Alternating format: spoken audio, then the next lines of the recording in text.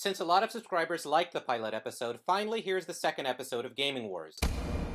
A series that looks at gaming, where it came from, how it's changing, and where it's going. As always, let me know what you think down below. The series will eventually end with the current console leaders, Nintendo, Microsoft, and Sony, as well as the state of mobile, computer, and platform gaming. Now, since all successful gaming ecosystems begin with good hardware, this series will mainly focus on consoles, and maybe we'll get into handhelds later. But in this episode, we'll see how Nintendo taught everybody that successful gaming platforms need great games. Sounds simple, right? Well, Atari didn't know that. Use the links below to watch a different episode or just search for Gaming Wars on YouTube, but the best experience comes from clicking these pop-ups from a computer. Most of all, please subscribe with email notifications and follow on Twitter for updates. Let's get started. Wait, what did I miss in the first episode? In the 70s and early 80s, Atari dominated the first and second generation console wars and made the greatest console so far, the Atari 2600. For sure, Atari benefited from the arcade frenzy, but instead of focusing on the next console, Atari unsuccessfully tried to get into the computer business. On top of that, some of Atari's best in-house game developers left to do their own thing. Basically, it lost control of its gaming platform and was about to have a bad time. The nail in the coffin came during the North American video game crash of '83. Console gaming revenues collapsed, and everyone was talking about the death of video games in the US. What? Video games almost died again? Oh no! What happened? Long story short, the market was flooded with crappy consoles and garbage games. If Atari, the platform owner, couldn't make a good game, it was inevitable that the platform was going to crash. Your life force is running out. Then, a small Japanese console single-handedly revived the home video game industry, dominating the third generation of consoles. Nintendo raised the quality of video games to an art form, and started the decline of the arcade industry. Wait, so how did Nintendo start making video games? Gaming is in its DNA. Founded in 1889 as a playing card company, it even made toy light guns in the 70s. When it brought these light guns to the arcades, it was hooked. I got it working! My dad taught me about these. Here's Wild Gunman. How do you play this thing? I'll show you, kid. I'm a crack shot at this.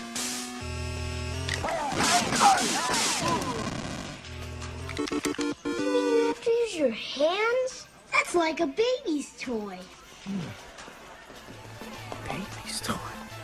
But Nintendo was small and having trouble competing with Atari in the US. So Shigeru Miyamoto stepped in to save the day. He came up with the radical idea that the storyline must come first, then the programming. In 1981, Nintendo released the Donkey Kong Arcade, and it was an instant hit. After seeing the arcade mania, all the console companies were just throwing money at Nintendo through licensing. For a cool documentary that gamers and non-gamers would like, check out The King of Kong, A Fistful of Quarters. 2 years later, flush with all that Donkey Kong money, Nintendo launched the Famicom, or Family Computer, in its home country, while a small arcade rival called Sega released the SG-1000, its first console, on the exact same day. Despite a few startup hiccups, the Famicom eventually became the best-selling console in Japan by late '84 because it supported hardware-based scrolling, blowing game design wide open, instantly making the single-screen game seem even more weak and boring. Then Nintendo focused on the US. First, it tried to make a deal to release the Famicom under the Atari brand, but bad management at Atari let this deal collapse.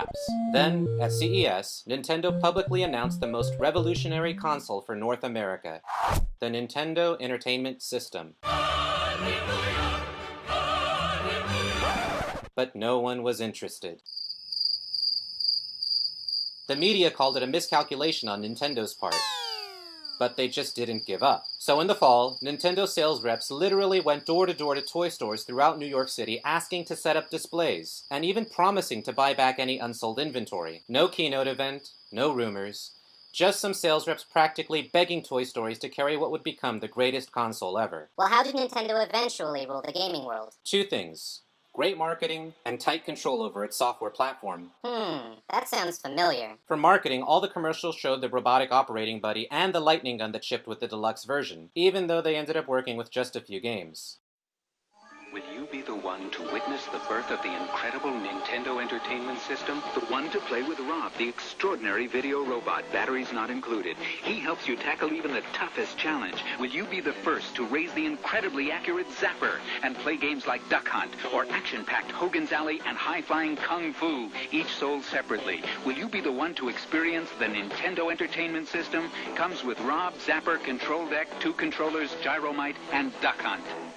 Also, instead of calling it a console, Nintendo called it an entertainment system. They were marketing it as a toy rather than just another video game console. But the most important thing Nintendo did was control its gaming platform by doing a few things differently. First, the seal of quality signaled to buyers that games and accessories were approved by Nintendo itself. Second, compatible games required a chip supplied only by Nintendo, preventing third parties from creating and selling garbage games. Third, the cover art was a more honest depiction of actual gameplay while others kept using misleading advertising. Last, Nintendo went so far as to make developers sign a contract that forced them to develop games only for the NES. Ultimately, all these things improved the quality of game design and brought back the fun of playing video games. Whoa. So Nintendo was like Apple in some ways. Yeah, but it's more like Apple copied Nintendo. These things eventually gave people confidence in the Nintendo gaming ecosystem. And let's not forget the revolutionary 8-directional controller with 2 buttons, establishing a new standard in gaming controls. But at first, it just wasn't growing fast enough. That is, until it was bundled with the second best-selling game in history.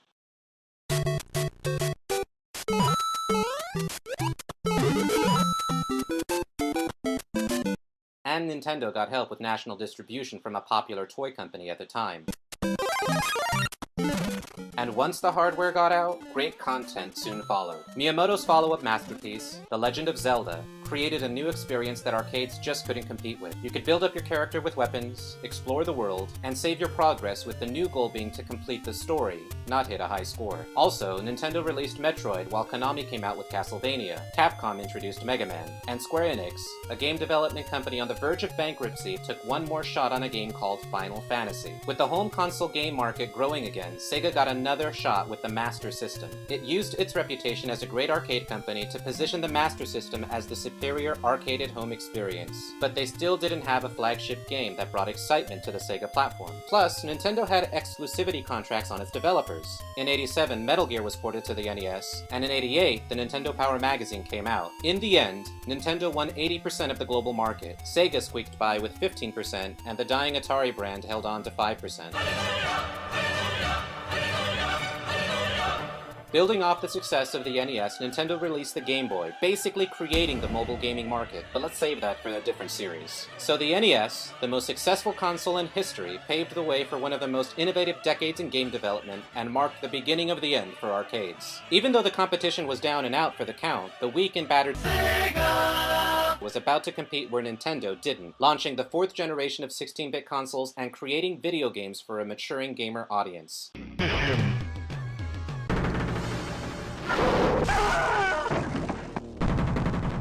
Scorpion wins. Flawless victory fatality. But Nintendo's secret weapon was ready for the challenge.